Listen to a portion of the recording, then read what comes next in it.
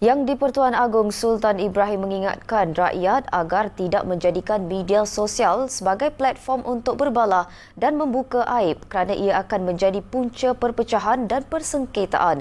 Baginda turut mengingatkan rakyat agar tidak bersikap keterlaluan atau ekstrim, terutama dalam isu yang berkaitan dengan kaum dan agama. Dan jangan buka aib orang lain atau viralkan perkara yang memalukan, kerana ini semua akan menjadi punca perpecahan dan persengketaan. Baginda bertitah pada majlis sambutan Ma'al Hijrah Peringkat Kebangsaan tahun 1446 Hijrah Palang 2024 Masihi. Sultan Ibrahim bertitah orang ramai hari ini berdepan dengan cabaran kebanjiran maklumat tanpa sempadan melalui media sosial yang sukar dikawal. Justru baginda mengingatkan semua rakyat supaya sentiasa berhati-hati dalam menuntut ilmu agama di media sosial dan memastikan kandungan yang diperoleh adalah sahih dan berwibawa. Sultan Ibrahim bertitah terdapat kebimbangan yang semakin meningkat mengenai penyebaran maklumat berkaitan agama Islam yang mengelirukan, tidak tepat, salah tafsir dan ajaran menyimpang daripada prinsip Islam sebenar. Jika orang dahulu belajar agama dengan membaca kitab dan mendengar kuliah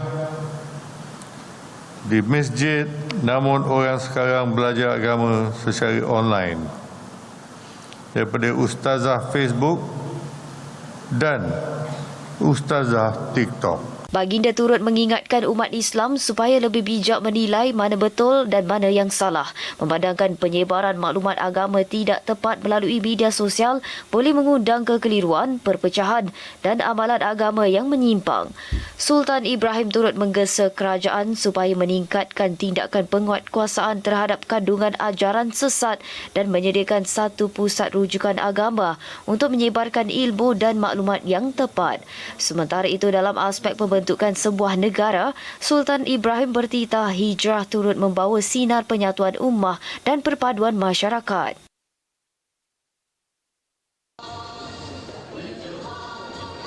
Di Johor, majlis sambutan Ma'al Hijrah yang diadakan di Dewan Jubli Intan Johor Bahru dirasmikan oleh Pengerusi Jawatan Kuasa Hal Ehwal Agama Islam Negeri Muhammad Farid Muhammad Khalid.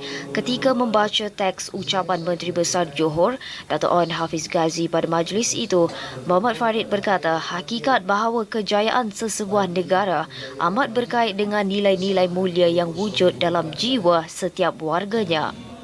Majlis turut dihadiri Setiausaha Kerajaan Negeri Johor Tan Sri Dr. Azmi Rohadi dan Penasihat Majlis Agama Islam Negeri Johor yang juga pengerusi Jawatan Kuasa Muzakarah Majlis Kebangsaan bagi Hal Ehwal Agama Islam MKI, Datuk Dr. Nur Gadut.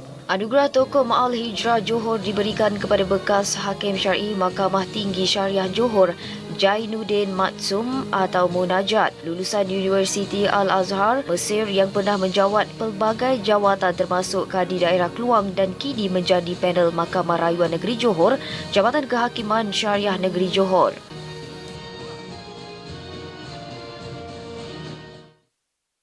Di Perak, Sultan Nazrin Shah berkenan berangkat ke majlis sambutan kemuncak Ma'al Hijrah Peringkat Negeri Perak 1446 Hijrah di Dewan Konvensyen Kasuarina Meru.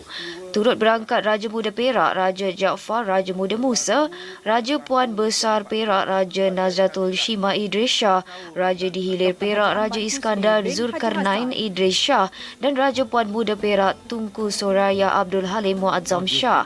Kira-kira 1,000 orang hadir bagi memeriahkan majlis sambutan.